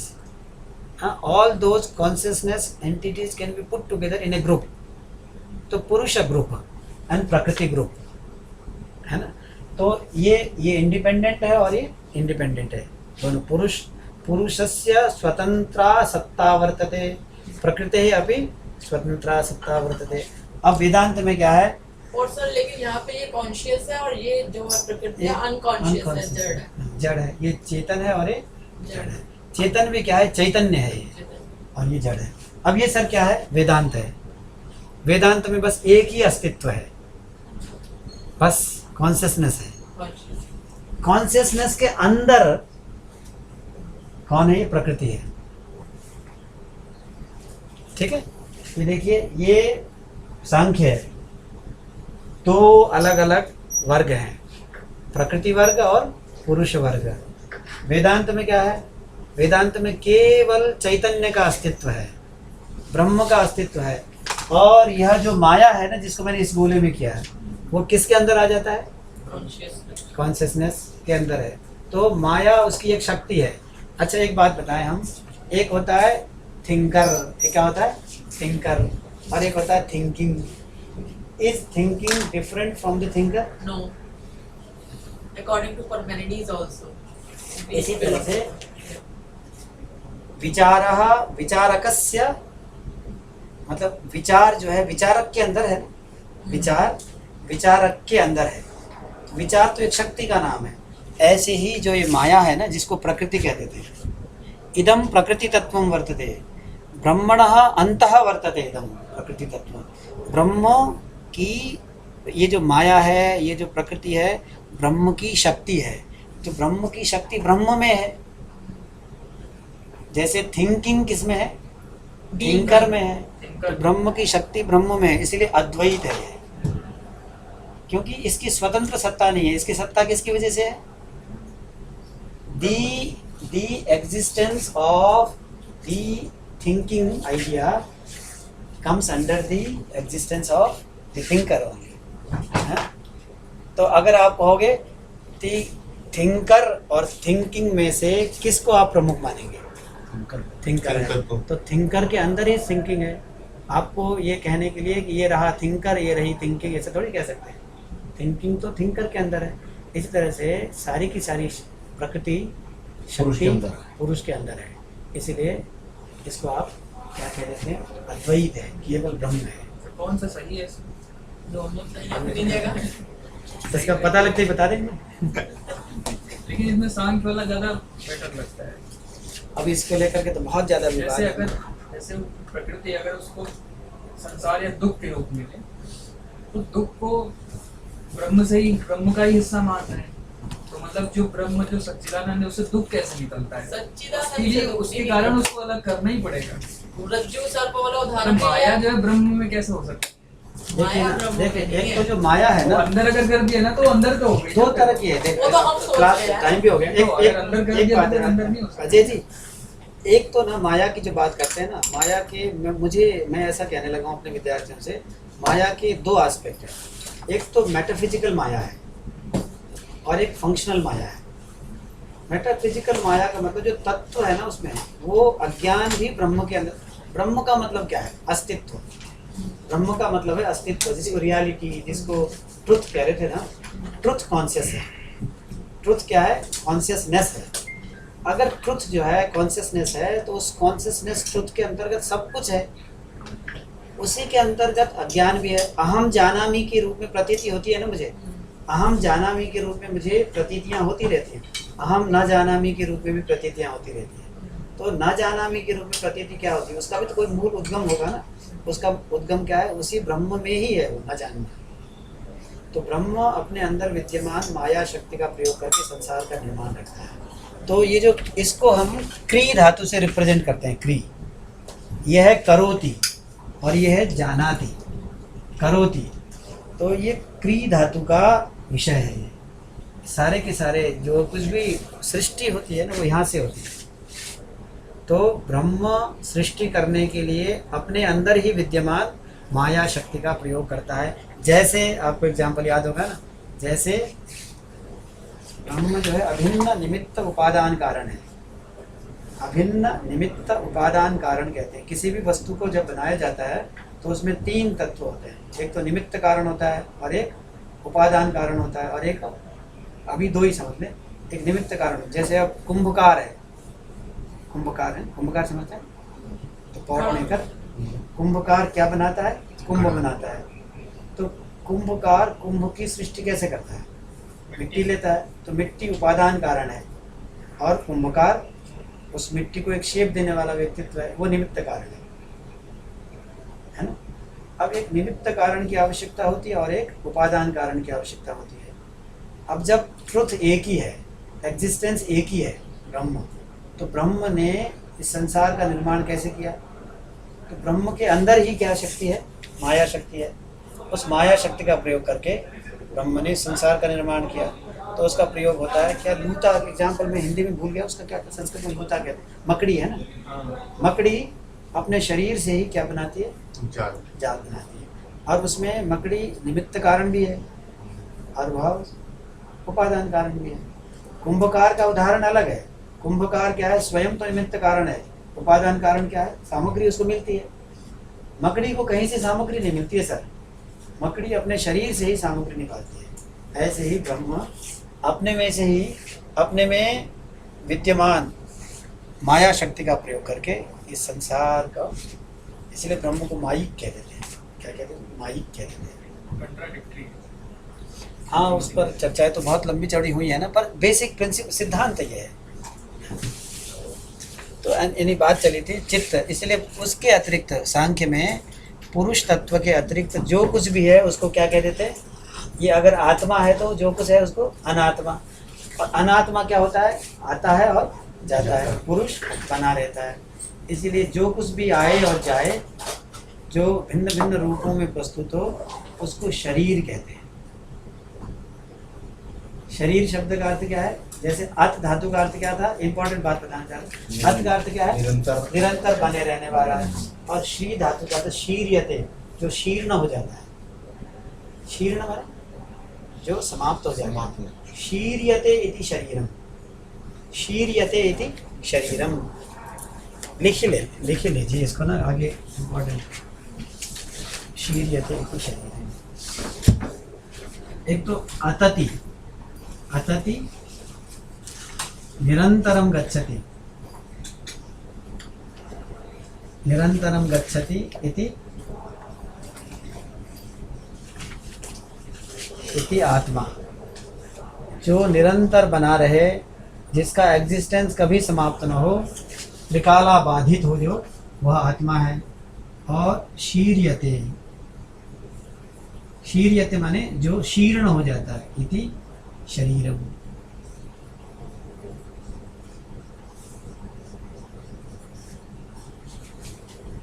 तो मेरे अंदर दो चीजें हैं, एक तो शीर्ण होने वाली चीज है और एक बात सब कुछ शीर्ण होने पर भी जो कुछ बच जाता है वो कौन है? आत्मा है। ये आत्मा शब्द शीर्यते। इसीलिए शरीर शब्द के अंतर्गत प्रीति, शरीर शब्द के अंतर्गत मुझे कहाँ से लेना होगा? महत, अहंकार और मनस, ये सब के सब प्रकृति से आई हुई चीज़ें हैं। इसीलिए मेरा उनसे कोई लेना देना नहीं। मैं नहीं हूँ, वो मुझसे अलग है। मैं आत्मा हूँ और वह अन आत्मा है, अनात्मा है। यही तो विषय है। अस्तु तावत। प्रकृति को फिर आत्मा में तो रखेंगे नहीं और वो शरीर में भी नहीं आएगी, तो अलग कैसे हो?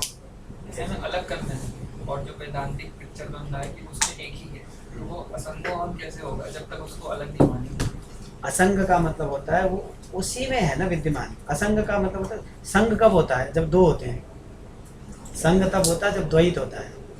तो बिल्कुल आपकी जो तुरीय अवस्था है ना, उसमें असंग की बात है। इसलिए बहुत अच्छा प्रसंग है भगवत गीता में कि ये सारे के सारे वेदादि शास्त्र है ना, तीन तरह के लोग होते हैं। एक वे होते हैं जो चार्वाक हैं, एक मीमांसक हैं और एक वेदांती हैं। तो ये वेद आदि शास्त्रों का भी प्रयोजन किसके लिए है? देखिए ना, एक मिनट और। चार्वाक क्या मानता है कि मटेरियलिस्ट, शरीर ही है सब कुछ, शरीर के पश्चात कुछ नहीं है। और बाकी आस्तिक दार्शनिक क्या मानते हैं? शरीर है और शरीर के पश्चात भी कुछ है। अच्छा, इस शरीर से मैं पुण्य करता हूँ, अब मुझे लाभ मिलता है स्वर्ग में जाकर के। कैसे मिल जाएगा? इसका मतलब शरीर के अलावा भी कुछ होगा ना, जो जिसको वहाँ लाभ मिलता है। शरीर तो देखे देखे यहाँ समाप्त हो जाता है। तो जितने भी यज्ञ आदि करने वाले आस्तिक दार्शनिक हैं, वे लोग एक मान के चल रहे हैं ना, ये शरीर तो समाप्त, मान के क्या, सब जानते हैं शरीर समाप्त हो जाता है, फिर वो किसके लिए पुण्य कर रहे हैं? इसका मतलब वो शरीर के बाद भी किसी वस्तु के अस्तित्व को तो मानते हैं ना। तो फिर इस शरीर से किए गए पुण्य का अपुण्य का लाभ या हानि किसको मिलती है? जो शरीर के साथ संबद्ध है, ठीक है ना। तो वो संग को मानते हैं और वेदांती कहता है कि शरीर के साथ मेरा कोई संबंध नहीं, वो असंग को मानते हैं, असंग को मानते हैं। असंगवादी वेदांती हैं, संगवादी आस्तिक दार्शनिक हैं, और दूसरी दृष्टि से असंग मानने वाले। असंग का मतलब किस संग कब होगा? जब द्वैत होता है, आत्मा ही नहीं, एक शरीर मात्र है। तो संग किसका? वो भी एक तरह से असंगी है, असंगी एक तरह से, दो छोर हैं।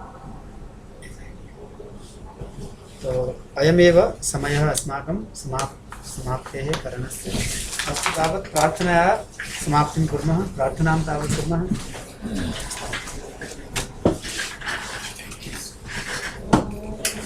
सर्वे भवन्तु सुखिनः, सर्वे सन्तु निरामयाः, सर्वे भद्राणि पश्यन्तु, मा कश्चित् दुःखं भाग् भवेत्। ॐ शान्ति शान्ति शान्ति।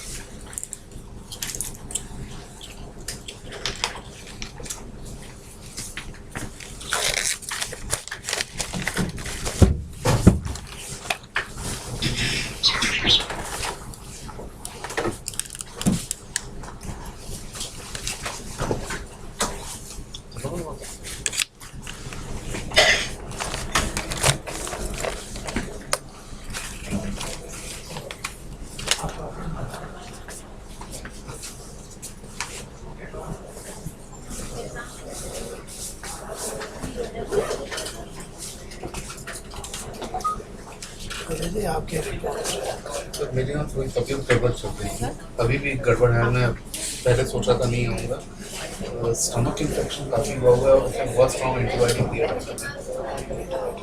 तो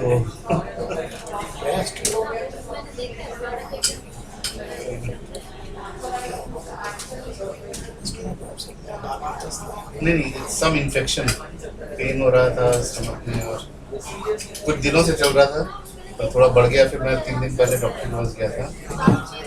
हाँ, पुदीना वगैरह से काफी पुदीना वाला मैंने ट्राई नहीं किया उसका। वहाँ पर जैसे अलग से खाते थे यहाँ पे तो मैं कल बैठा हूँ उसके ऊपर, तो फिर आपको भेजता हूँ।